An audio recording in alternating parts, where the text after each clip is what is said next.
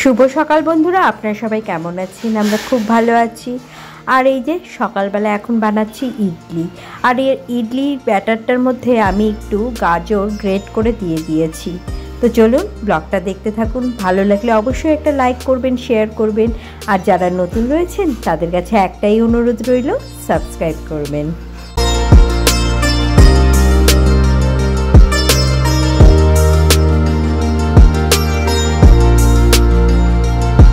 এই যে এখানে রেডি করে ফেলেছি লাঞ্চ বক্স।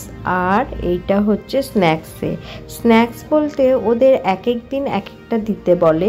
আজকে ফ্রুটের দিন, তাই ফ্রুটস দিয়েছি। আর এখানে অয়ন্তিককে ইডলি আর একটা ডিম সিদ্ধ দিয়েছি খেতে।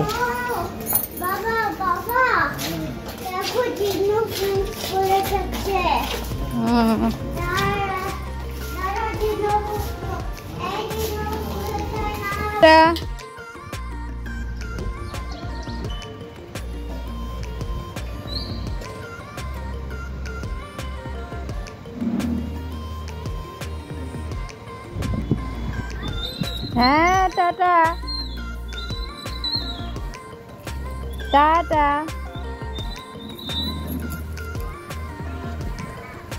টাটা। হ্যাঁ হ্যাঁ, যাও যাও।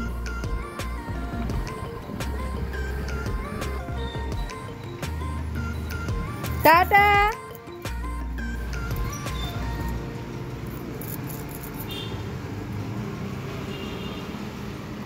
আজকে এই বেগুনগুলো দিয়ে অঙ্কুর বানাবে বাগড়া বেগুন।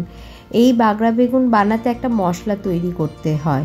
এই যে এইগুলো দিয়ে তৈরি করা হবে মশলা। এতে ধনে, বাদাম, জিরে, নারকেল এগুলো সব রয়েছে। প্রথমে এগুলো শুকনো কড়াইয়ের মধ্যে হালকা ভেজে নিয়ে ঠান্ডা করতে হবে, তারপর পিষে নিতে হবে। বেগুনগুলো হালকা করে ভেজে নিয়েছে আর এই যে মশলাটা দিয়ে মাখিয়ে নিয়েছে। আর এই বাকি মশলাটা দিয়ে রান্না করা হবে।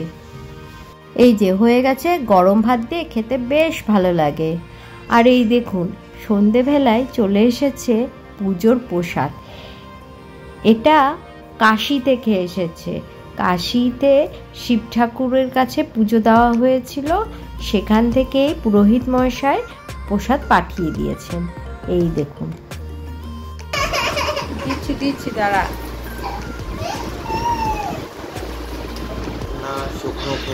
ড্রাই ফ্রুট আর একটা সুতো দিয়েছে। অনেকেই আছেন যারা কোনো কারণবশত যেতে পারে না পুজো দিতে, তখন এই অনলাইন ব্যবস্থার মাধ্যমেই পুজো দেওয়া হয়। আমরাও সেরকম অনলাইনের মাধ্যমে পুজো দিয়েছিলাম। এই যে তার প্রসাদ, ভেবে ভালোও লাগছে যে পুজোর প্রসাদও হাতে পেলাম। আজকের ব্লগটা এই পর্যন্তই রাখছি। ভালো থাকবেন, সুস্থ থাকবেন। আর অবশ্যই একটা লাইক করবেন, শেয়ার করবেন। আর যারা নতুন রয়েছেন তাদের কাছে একটাই অনুরোধ, সাবস্ক্রাইব করবেন। ততক্ষণে টাটা, বাই বাই, শুভরাত্রি।